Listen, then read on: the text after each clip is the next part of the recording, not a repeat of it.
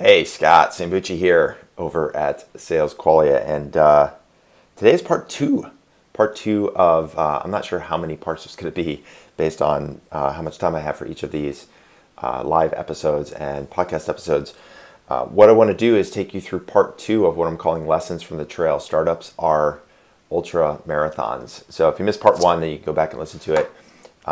And I'll just give you the preview of why I'm doing this in case this is the first one that you're checking out. And then we'll just get right to the Startups or Ultra Marathons Lessons from the Trail Part 2. So for many of you out there, if you've been following me for a while, you know I run ultra marathons, or I also like to do just more generally long distance endurance events. I often joke with people, I like to cover long distances by means of self-propulsion. And right now, the big focus for me coming up in the next week, 8 days from today that I'm recording this, just under eight days, 7 days and 23 hours and what does it be, 33 minutes. It will be 5 a.m. on June 26th, and that's when I'm going to be at Olympic Village up in what many of you know as Squaw Valley. That name's soon going to be changed, but I'm calling it Olympic Valley. And so at Olympic Valley is where the race starts, the Western States 100. It's a 100-mile ultra marathon. Starts at Olympic Valley and goes up over the top of the ski resort up to about 8,500 feet, and then works its way down, up and down, up and down, up and down, eventually ending up at Auburn, California. It's the oldest and arguably most prestigious ultramarathon in the world. I was able to get a spot in the race this year, so it's like could quite literally be a once-in-a-lifetime opportunity for me. And so I wanted to make the most of this, and I've been training extremely hard over the last 6 months. I was supposed to do this race last year, and because of COVID, of course, the race was canceled. And so this year, I've been able to actually put in a lot of time and effort and focus on the training. And so throughout the course of the training, I'm out there spending many, many hours on the trail. I've run over 1,200 miles since January 4th. And not to mention the other workouts I'm doing with strength training and mobility and everything else that goes into preparing for a race like this. So that gives you a lot of hours in your head to have conversations. And one of the things I often think about when I'm out there on the trail is like, what am I learning from this? Or what are the applications of this ultra marathon training and running these races? What are the applications to the startup world? And every day in many, many ways, I see these lessons from the trail and how they translate. And so I want to share some of those with you in terms of the lessons I learned from the training and how they transfer, I think, over to running a startup. So yesterday, or the first installment, the first two that I shared were, number one is make hard things routine. Make hard things routine. So to do hard things, you got to do hard things. That's just the way it is. There's no easy way. There's no hack. There's no shortcut to doing hard things like an ultra marathon. And so it's the same with a startup. There's hard things that you have to do every day. And I gave a couple of examples, like, sitting down and simply saying, like, I'm going to do my 20 touches today. I'm going to do my 20 calls. I'm going to do videos even if those make me uncomfortable. I'm going to do the cold calls that I need to do. Forcing yourself to do the things that need to happen in order for you to grow and scale and reach your customers. And those hard things are going to make you feel uncomfortable. You've got to make those hard things routine so that they're just automatic, right? They're not hard. They're still going to be hard to do. Don't get me wrong. It's the difference between making them routine versus not doing them at all. And so the second lesson I shared, which is preparing, what I said was preparing to train. And what I meant by that is that, examples are things like, for me, putting my gear out the night before. I have to get up early for a big run. Getting my food and nutrition ready and in the fridge, all I have to do is grab and go. It's just making myself ready so that when it's time to train, I can just get up and go and do the things that I have to do, so I can use my time efficiently and focus on my mental energy and strength on doing the work that needs to be done. And the translation that I used in the startup world is something as simple as, like, are you preparing time to prep for the demo? You got the big demo coming up in 2 weeks, and you say you're going to rehearse, you say you're going to prepare. Did you block out the time in the calendar? And are you sticking to that time? Are you preparing yourself to do the work? So those are the first two lessons. So today I want to share a couple more lessons, and just like yesterday, we'll see how far we get in the time that I have We'll probably go about another 15 or 20 minutes, and then we'll call it a day, and then do a next installment very soon. So lesson number 3, lessons from the trail, startups or ultramarathons. Lesson number 3 is communicate with your team. And related to this is schedule everything. So communicate with your team and schedule everything. So what I mean by that is, the requirements for training to do a race like this. And in particular, one thing I should mention is that not only do I want to just complete the race, which I know is in itself a huge accomplishment to finish this 100-mile race in under the 30 hours that are allotted to you. I want to finish this race in actually not under 30 hours, but actually under 24 hours, a time of 23:59:59 or better, because that's where that earns you what's called the silver buckle award. So finishing this race in under 24 hours is just like the next level beyond just completing the race. It's can you run 100 miles and run this course 100 miles in under 24 hours? It's a pretty significant benchmark for ultra running. You might translate that to marathons, where some people say, look, I want to run a sub 3 hour marathon as an example. So it's doable for me because of the training I've done, but it's going to be a stretch. It's going to be a challenge. So when I talk about communicate with your team and schedule everything, there's a lot of training that goes into doing this. I talked about last time how earlier in the winter and the spring, it was doing 2 trail runs, and then that moved into 3 trail runs a week. So that means 2 of those runs are going to be during the week. I've got to get up early in the morning. I've got to get back in time to get my son to school and help out with breakfast so that my wife isn't shouldering all of the burden on that. I got to make sure that I'm able to help out in the evenings for dinner. So again, she's not feeling like she's got to do everything just because I'm out there training for some race.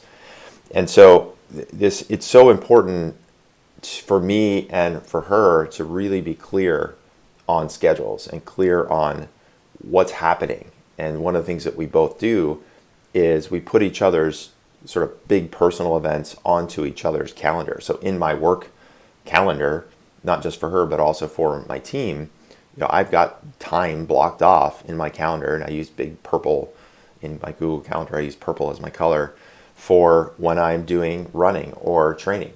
There's times that are blocked out when I'm doing these long trail runs, including the times on the weekends. I send her a calendar invite, from 5 a.m. to 12 noon on Saturday, Scott long trail run, so that she knows that, hey, I'm planning to do this run on Saturday. Or if there's a Friday trail run that I've got to do, or it's all relative, right? That I want to do, then I got to talk to her and say, okay, look, this Friday I want to drive out to Auburn. It's about a 45-minute drive, and I want to hit that trail. I don't think I'm going to be back to do school. Can you do school drop-off today? Or hey, if you do drop-off, I can do pickup. And so having that conversation with her every single week about what's going on the week ahead, who's doing what, because she has her things that's going on, not just her work, but her personal hobbies. Like she flies airplanes. She teaches people to fly airplanes. She's a flight instructor. She goes out and does horse riding once a week. That's one of her passions as well. So she's got her stuff that she wants to do. It's just as important to her as the trail running and the races are to me. And so we have to communicate about what's going on. And then further, as the training started back officially on January 4th, as the training has progressed, it also, you're ratcheting up the training. So, back in January, a long run would have been 12 miles, 15 miles. So that's a run I can, get done in under 3 hours. So I can get up on a Saturday, get up at 4, hit the trail by 5:30, 3-hour run. I'm done by 8:30. I'm home by 9:30 or 10 in the morning. So to her, it's like, okay, she gets up at 7 in the morning. It's a couple hours in the morning getting breakfast and getting the day going, but Scott's going to be home by 10. Not a big deal. As the training progresses, now those 12, 15-mile training runs turn into 20-mile, 25-mile runs.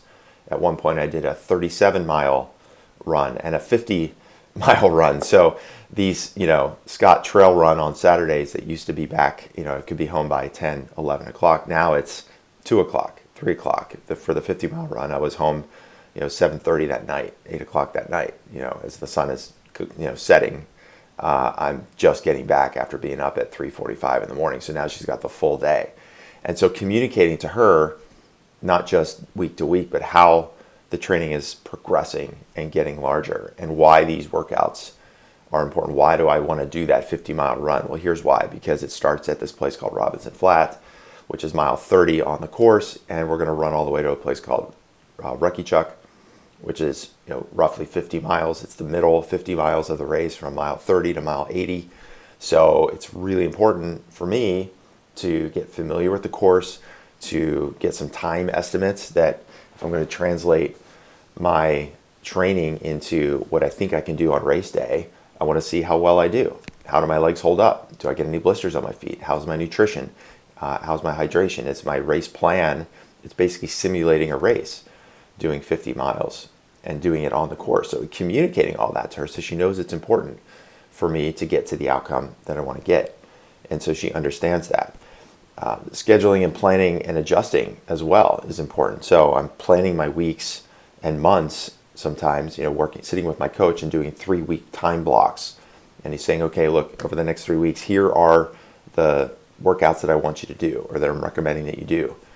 And then mapping those workouts that, he's sitting in a isolated chamber saying, okay, I want you to do these workouts on these days, but then I got to look at the real world. I got to look at my life and say, okay, well, can I really do all of these runs on these days that he wants me to do, or do I need to move things around? So one example was my wife's birthday was on a Saturday. We wanted to have some people over, and that's also usually the day where I'm doing a long trail run. Well, I'm not going to disappear on a Saturday morning at 5 a.m. and reappear at 2 o'clock in the afternoon on her birthday. I want to spend that day with her. It's her day.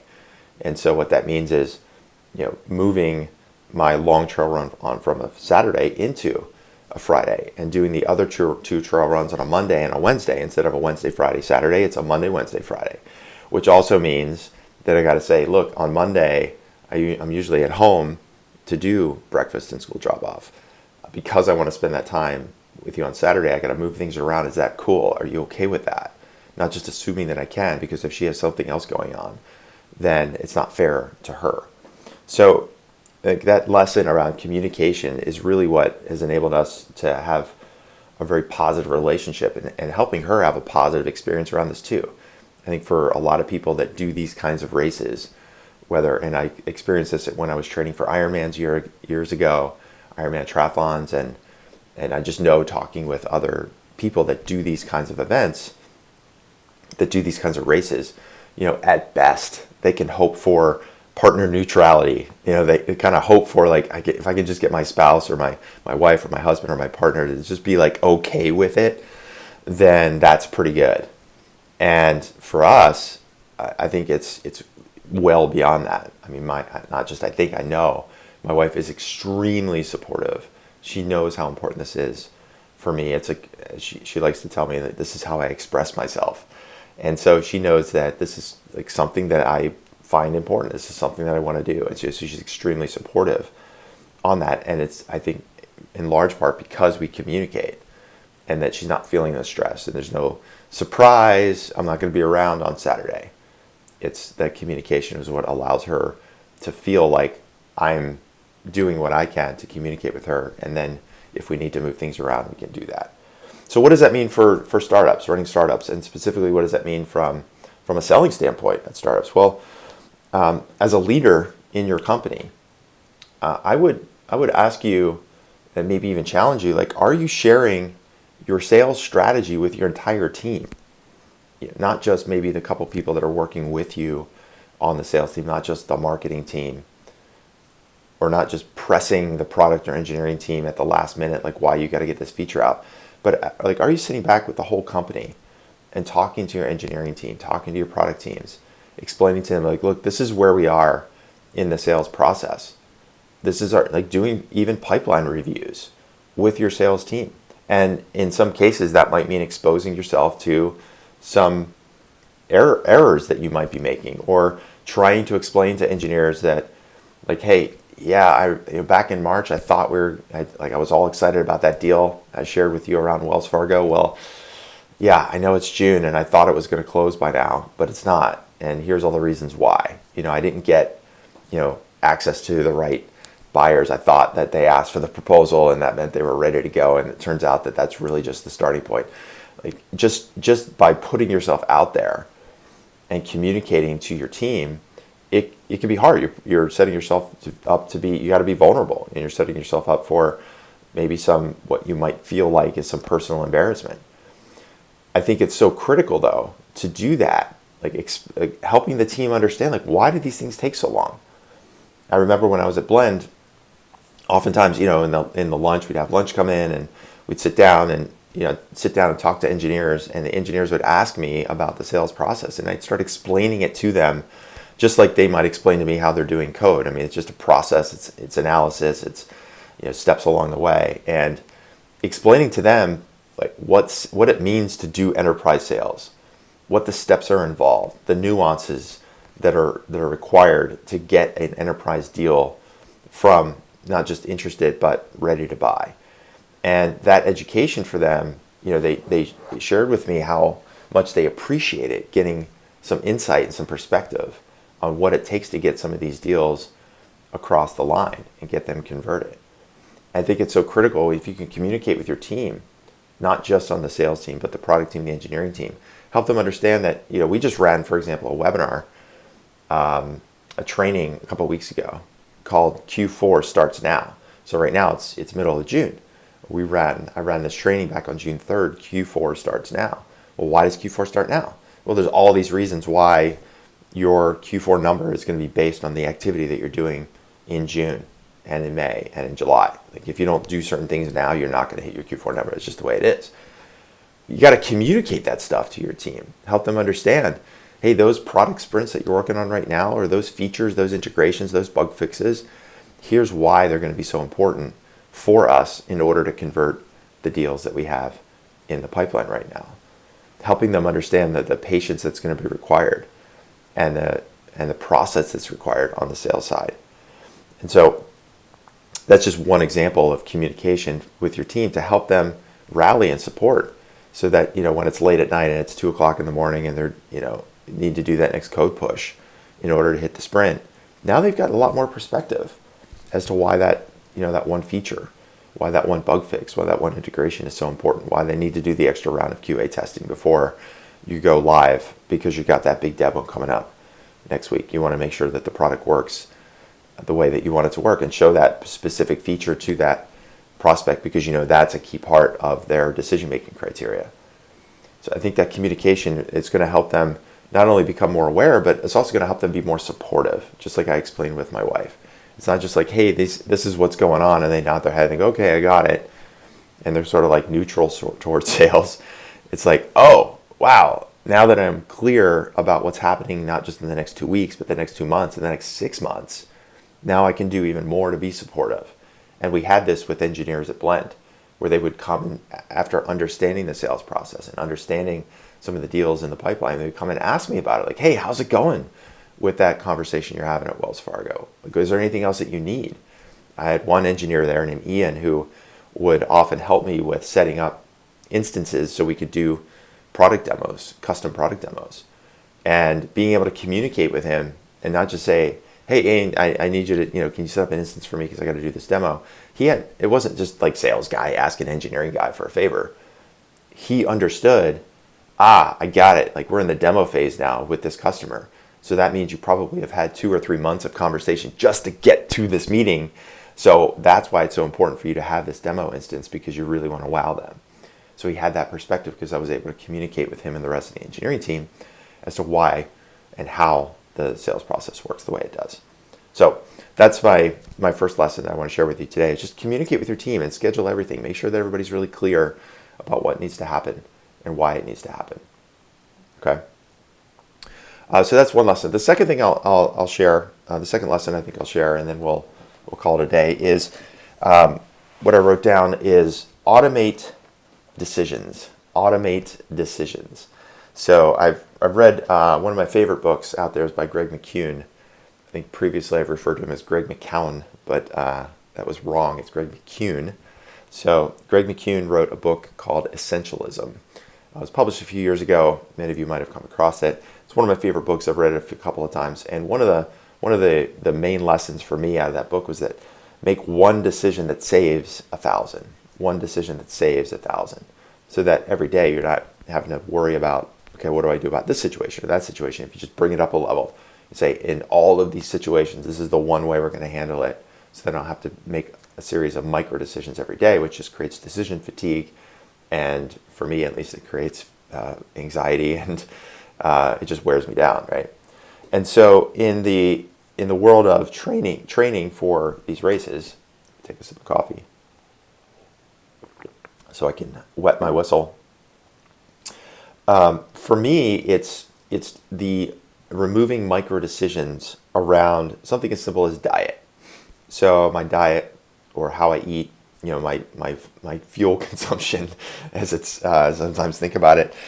It's thinking about and communicating as well, by the way, with friends and family, micro decisions about what I'm going to eat and what I'm not going to eat.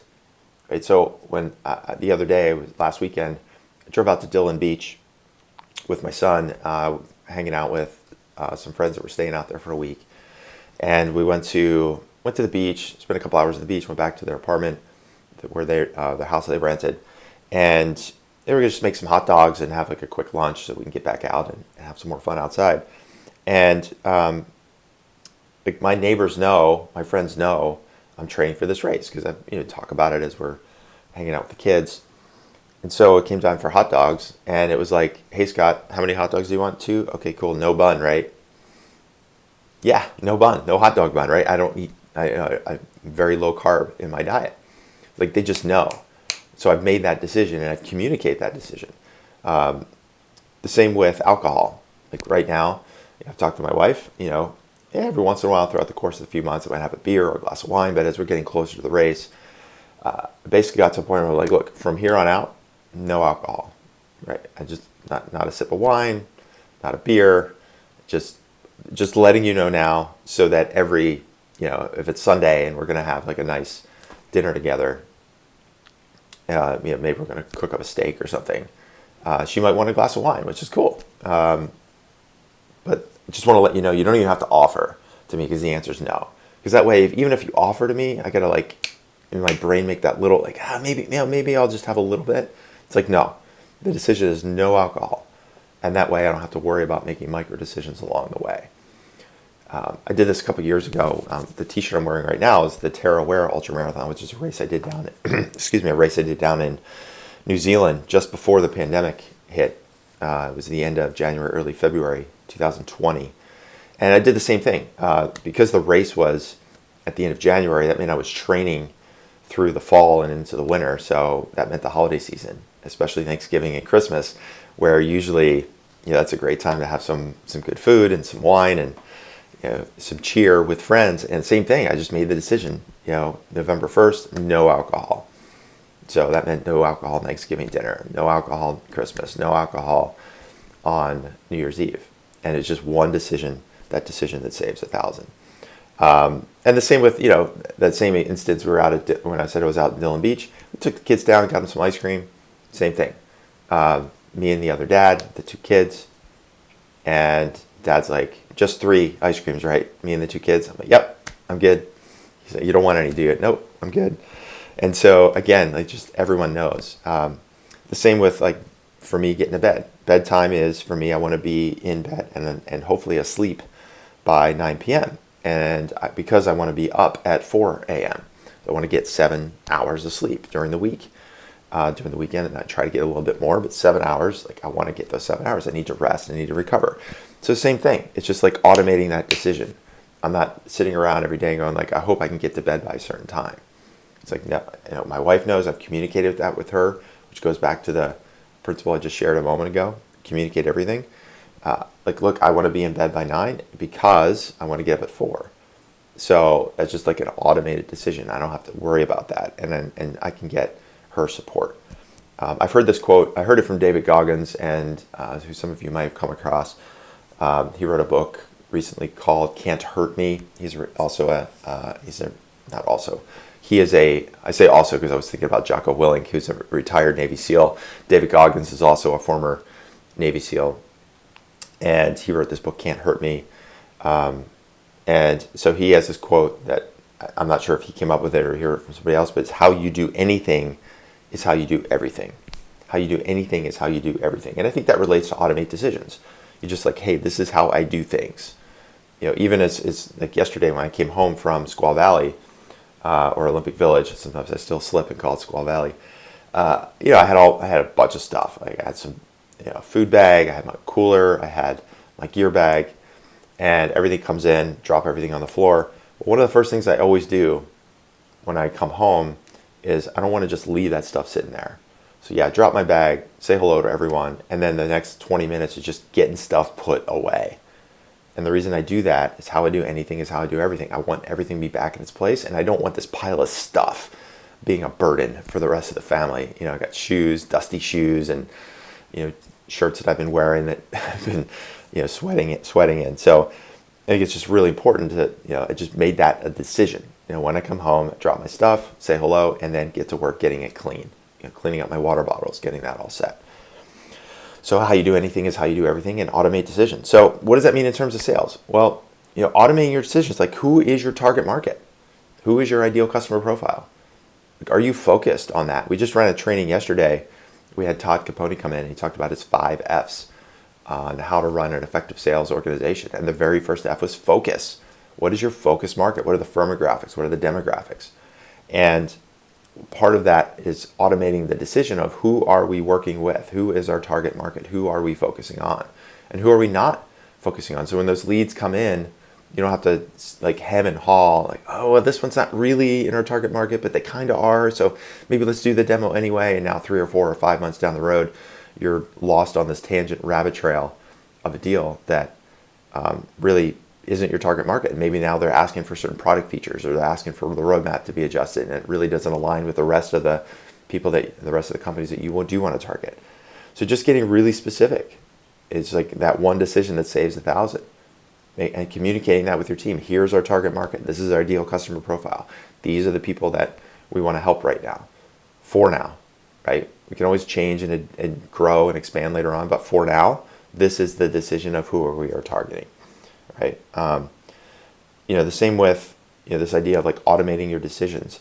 It's preparing your call. It's like getting to a place where, like, when I book that demo with that company that's going to be in 10 days, then the second thing I do, the minute I book that demo and I send them that calendar invite, the second thing I do is I make sure that I have at least 2 30-minute blocks put into my own personal calendar so that I can do the preparation that I want to do, right? Just like automate that decision. So you don't have to sit around and worry about like, oh, I got this demo coming up. When am I going to get a chance to prepare?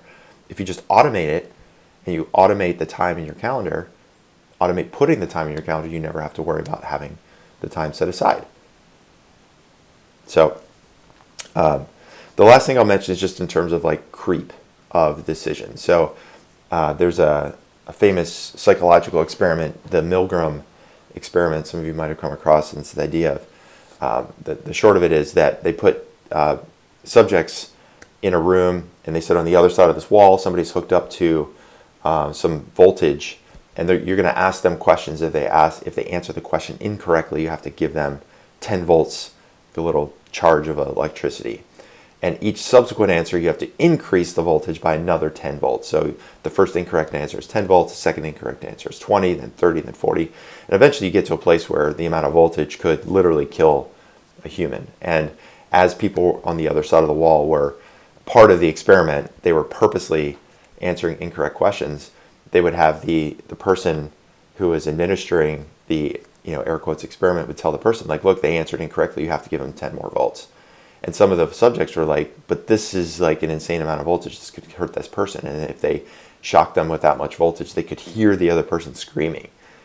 And what they found is that it wasn't that the individual person wanted to hurt the other side, but they had just gotten so slowly adjusted to like 10 volts, 10 more volts, 10 more volts, that the compliance was easier in the mind of the person giving the shocks than if they were to just walk in a room and say, hey, I want you to shock that person with 150 volts of electricity.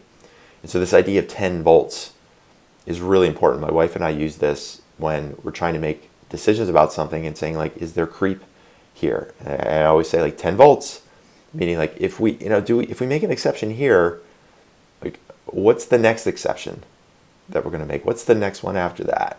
And now all of a sudden where we thought we had this rigid decision-making criteria, we let those 10 volts start to slip.